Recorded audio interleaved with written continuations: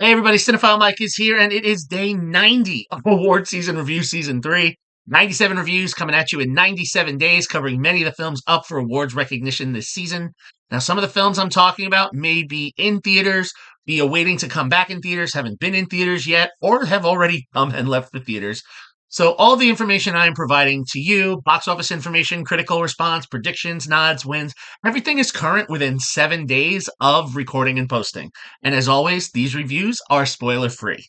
Also, make sure you check out my website, cinephilemike.com, for lots of great additional award season content, including the Where Can I Watch It spreadsheet and my short videos on who I believe is going to win each of those big prizes. We are 1 week away from the Oscars.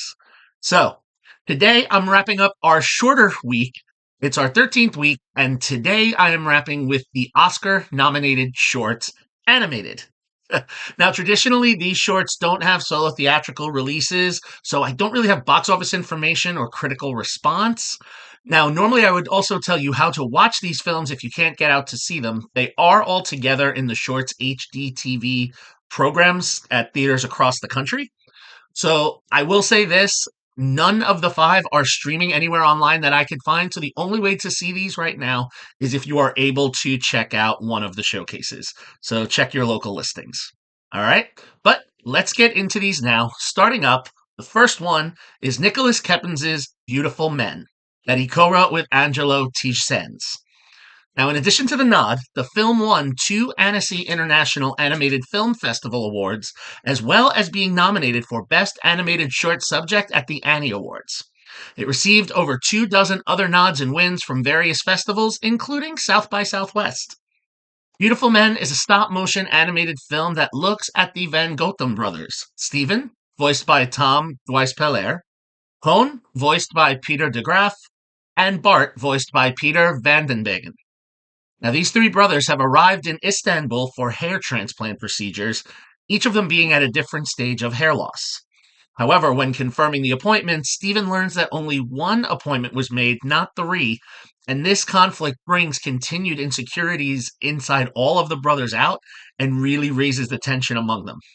However, when circumstances lead to an event that may or may not result in any of them having an appointment, well, we see what happens. This film is a little quaint. Unfortunately, there are some other plots which I'm not going to get into. Unfortunately, this film sets up a little too much and writes a few too many checks that they can't cash that they cram into this. But I do want to say, visually, this film was stunning, but it is the weakest of the 5 for me and is only a 3-star film. Next up is Shirin Sohani and Hossein Molayemi's In the Shadow of the Cypress. In addition to the nod, the film has won over 2 dozen of the 4 dozen awards that this film has been nominated for, including the Annecy International Animated Film Awards, the Annie Awards, dozens of festivals, and one of the many wins was Best Animation at the Tribeca Film Festival. Now, this simple 2D animated tale is a virtually dialogue-free film with some provided by Zara Musavi. Film is about a former ship captain who suffers PTSD from a previous event, and as a result, he's not the most pleasant to be around. And this has really started to take a toll on his relationship with his daughter, who has finally decided to leave their secluded oceanside home. However, on this day when leaving, she runs outside and sees that there is a beached whale right outside the door. She tries to do what she can to save it. Father helps a little bit, but isn't quite as invested, and we see how this relationship fares in the sight of this tragedy. Now, the lack of dialogue really allows Afshin Azizi's haunting score to really wrap this 20 minutes, at times playing like a siren call, and is a real fascinating look at the way mental disorder has an impact on people. This one, for me, is the strongest of these 5 and is a 5-star film. Okay, then we have Daisuke Nishio's Magic Candies. Written by Hina Beck and Ichiro Takano, in addition to the nod, the film was also nominated at the London Film Festival and the AFI Fest. This film is about Dong Dong, voiced by Haruto Shima. Now, no one wants to play with Dong Dong. The other children play other games, skip rope, ball, but he's happy enough to have his dog Gusuri by his side as he plays marbles. Now, one day on his way home, he stops to get new marbles, but he learns that they're actually candy. When looking at them, each piece of candy is a different size with a different pattern, but the patterns look familiar. And as he eats each one, he gets magical abilities to engage in fascinating conversations with things that match the patterns. And I don't want to spoil them, so I'm going to leave it there. However, it's these conversations that Dong Dong has that help him come to terms with certain elements in his life and also come to realizations about some of the relationships he has and how they can be impacted. This was a well done 3D CGI animated film that almost looks like a really well done stop motion. It will offer a nice reflection on life and growth. It's a great, quick little coming of age tale. Magic Candies is a 4-star film.